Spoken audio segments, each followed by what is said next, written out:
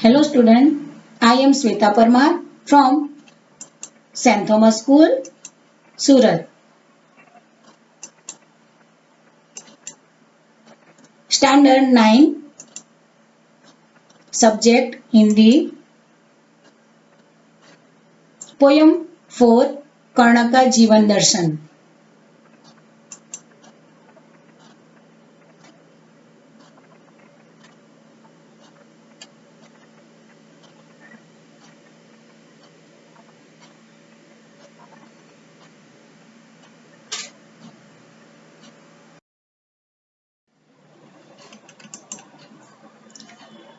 इसके कवि है रामधारी सिंह दिनकर.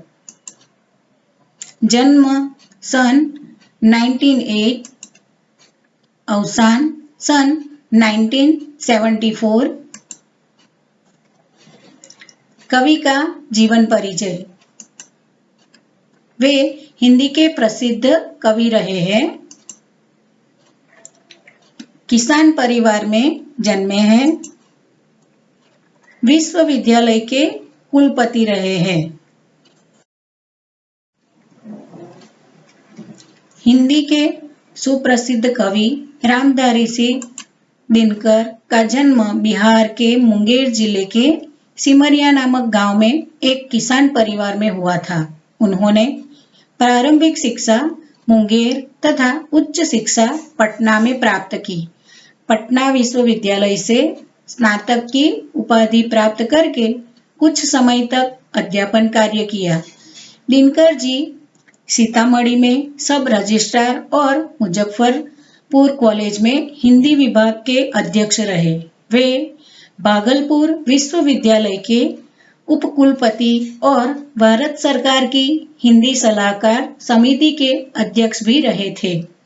दिनकर जी की सबसे बड़ी विशेषता है अपने देश और युग के प्रति जागरूकता. कवि ने तत्कालीन घटनाओं विषमताओं का खुलकर चित्रण किया है. उनकी वाणी में शक्ति है, ओज है. उनकी कविता में शोषित और पीड़ित वर्ग की व्यथा और उससे मुक्ति का संघर्ष है. उर्वशी, रश्मिरथी, रेणुका, हुंकार, रसवंती, कुरुक्षेत्र उनकी काव्य कृतियां हैं. उर्वशी के लिए उन्हें सन 1972 का ज्ञानपीठ पुरस्कार मिला था.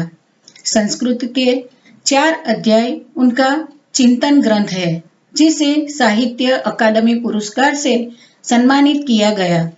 अर्धनारीश्वर, मिट्टी की ओर आदि उनकी प्रमुख गद्य रचनाएं हैं. उनका कृतित्व गुणवत्ता और परिमाण दोनों दृष्टि से विपुल है.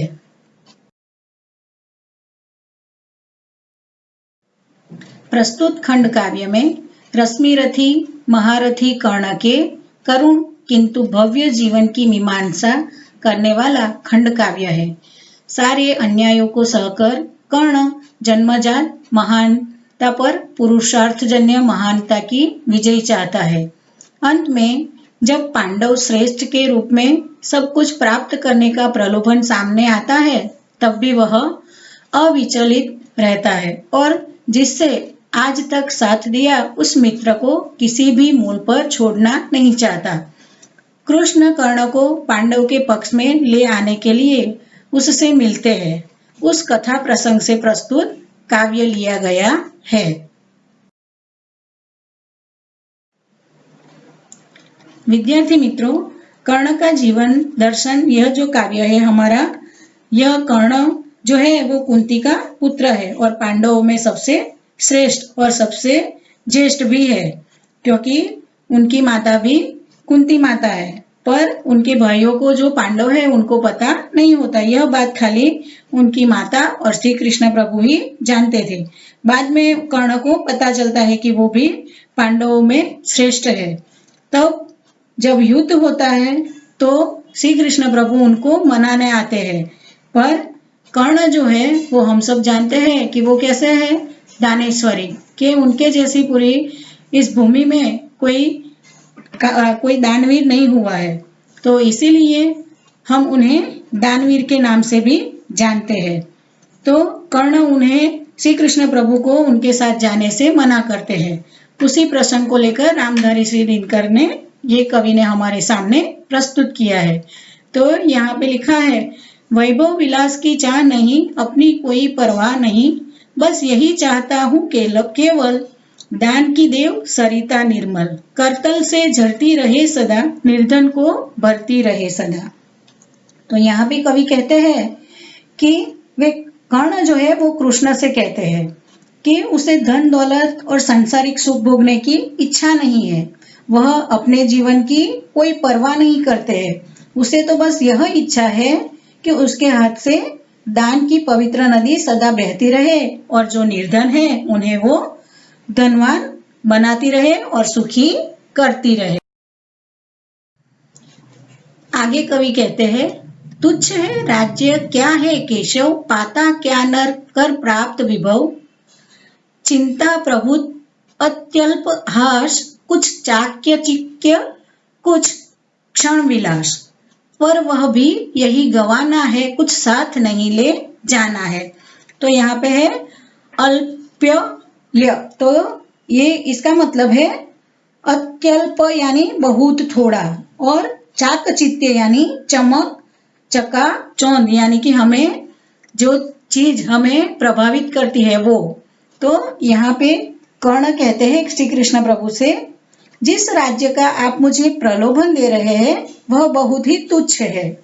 वैभव पाकर मनुष्य क्या करता है, उसे क्या मिल जाएगा, उससे तो खाली हमें चिंता ही मिलती है। उनकी चमक दमक से हम खुश रहते हैं, हम बहुत ही जैसे हमें लगता है कि हमने बहुत सुख पा लिया, पर थोड़ी बहुत चमक दमक और थोड़े समय के लिए सुख भोगना जो मिल जाता है, पर ये सारी चीजें उसे यही छोड़कर जाना है। वो कभी भी हमारे साथ आती नहीं है। साथ में हमें जब भगवान के पास जाना है तो जैसे आए हैं वैसे ही हमें खाली हाथ जाना है। आगे कवि कहते हैं, मुझसे मनुष्य जो होते हैं कंचन का भार न ढोते हैं, पाते हैं धन बिखराने को, लाते हैं रतन लुटाने को, जग से न कभी कुछ लेते हैं, दान ही हृदय का देते हैं।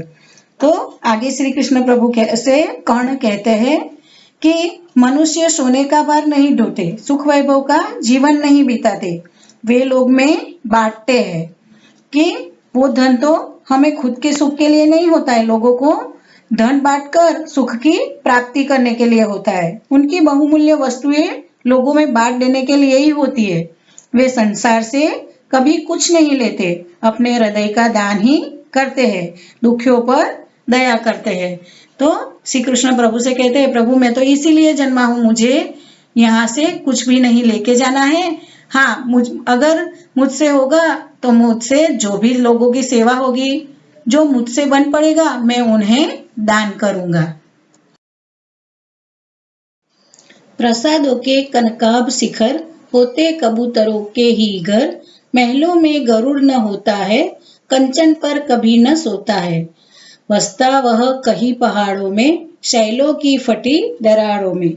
तो यहाँ पे कर्ण कहते हैं कि सोने जैसी चमक दमक वाले राजमहलों की चोटियों पर कबूतर ही खाली घर बनाते हैं, गरुड़ जैसे पक्षी महलों में नहीं होते हैं, वह तो स्वर्णिम बिछोने पर भी नहीं सोते, उसका निवास तो पहाड़ों में ही होता है, पहाड़ों की फटी दरारों में ही उसका घर बनता है, इसलिए ये सब मेरे लिए नहीं है।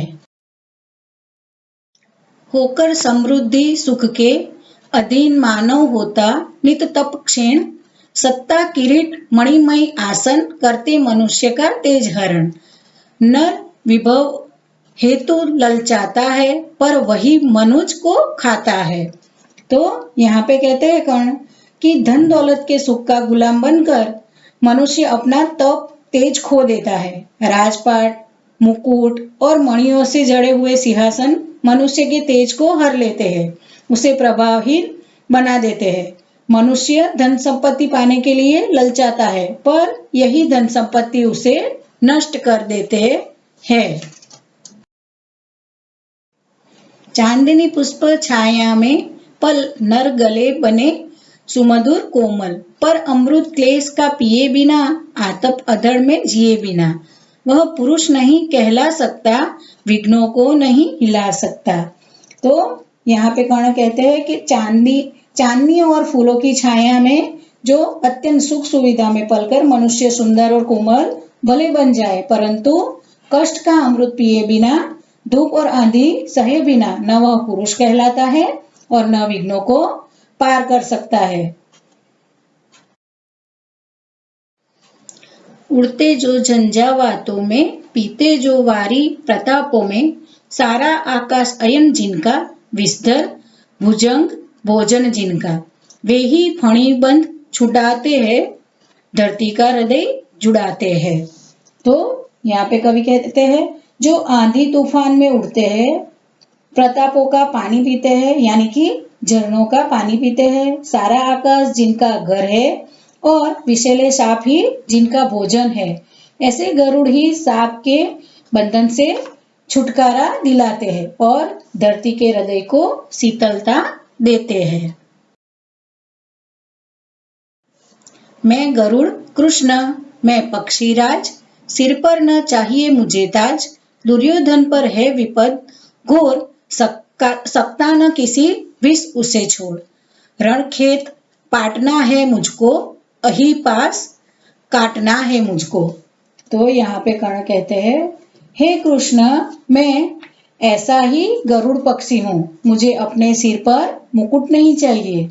इस समय मेरा दोस्त दुर्योधन भयंकर विपत्ति में फंसा हुआ है, तो मैं किसी भी तरह इसे छुड़ाकर लाऊंगा। मुझे तो युद्ध क्षेत्र में उतरना है और दुर्योधन को नागपाश को काटना है, इसलिए मैं आपके साथ नहीं आऊंगा, पर मैं मेरे मित्र की मदद जरूर करूंगा, क्योंकि मुझे जो आपने सुख संपत्ति का लोभ दिया है उसकी मुझे कोई भी जरूरत नहीं है। यहाँ से विद्यार्थी मित्र आपका गृह कार्य है, यह है शब्दार्थ। फर्स्ट है ऊंचे स्वर में पढ़िए और वाक्य में प्रयोग कीजिए, यानी कि जो शब्द दिए है उसका वाक्य में प्रयोग करना है। संक्षेप में उत्तर दीजिए। पंक्तियों का भावार्थ लिखिए। टिप्पणी लिखिए, विरोधार्थी शब्द लिखिए। शब्दों के समानार्थी शब्द कोष्टक में से ढूंढकर उन शब्दों का वाक्य में प्रयोग कीजिए।